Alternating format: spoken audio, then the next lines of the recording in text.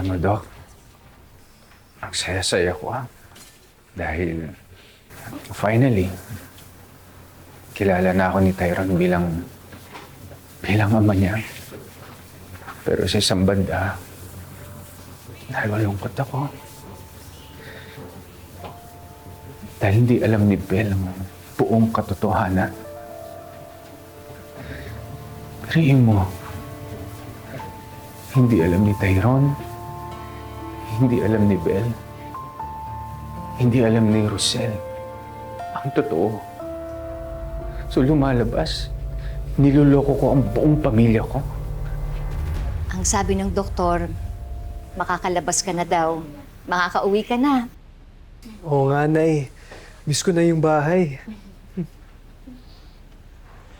Pero hanggat hindi pa nahuhuli ang kidnapper mo, pababantayan muna kita sa bodyguard na uupahan ko. Hindi na po kailangan, Madam Masinta. Kaya ko ng sarili ko. Tsaka, nandiyan naman si Tatay Chris. Anak, huwag mo rin kakalimutan ha. Nandiyan pa rin ang Tito Darius mo tsaka si Tali. Opo naman, Nay. Hindi po ba natin ipapaalam sa kanila na tatay ko si Sir Chris? Anak, siguro mas makakabuti kung tayo-tayo na lang muna ang makakaalam. Mas konti, mas makakabuti. Sige po, Nay.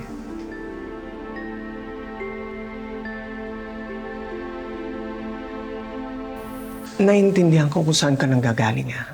Pero, sana naman iisipin mo kung anong mangyayari kapag pinaalam mo ang totoo. Makukulong tayo. Pati na rin si Malong. Tandaan mo, kidnapping yung ginawa mong pagkuha kay Belle. Kahit ikaw pa ang ama. Sa totoo lang, Doc, hindi na nga yan ang iniisip ko Kahit makulong ako habang buhay, kaya kong tanggapin. Ang hindi ko matatanggap,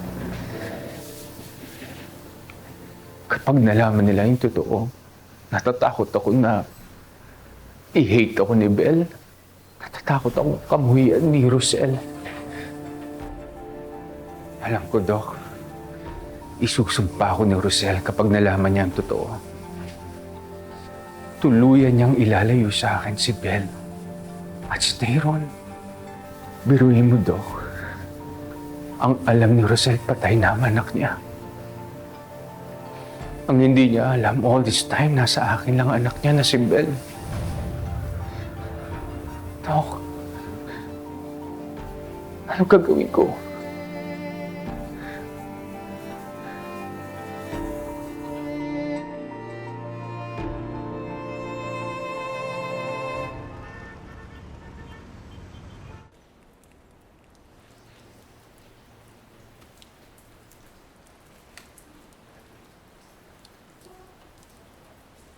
Belle, sure ka ba? Welcome kang dumalaw dito. Saglit lang naman po tayo dito Gusto ko lang kamustahin si Tyrone. Tsaka, naging magkaibigan naman din kami ni Tyrone Tyrone! Belle! Kamusta ka na? Nabalitaan ko lahat na nangyari sa'yo. Neto, nagpapagaling pa. Hindi mo ba kasama si ang tatay mo, si Sir Chris? Hindi May inaasikaso lang siya. Kaya ako mismo nag-decide na bisitahin ka dito. Kasi dami kong gustong sabihin sa'yo. Oh, ano yun? Medyo weird nga pero ever since nung nawala ka, parang grabe yung effect niya sa akin Parang may nawalang parte ng katawan ko. Bakit mo naman mararamdaman yun? Alam ko kung bakit. Oh,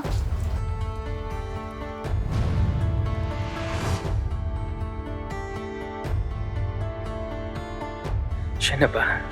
Opo, sir. Siya po ang anak niya ni Rosel.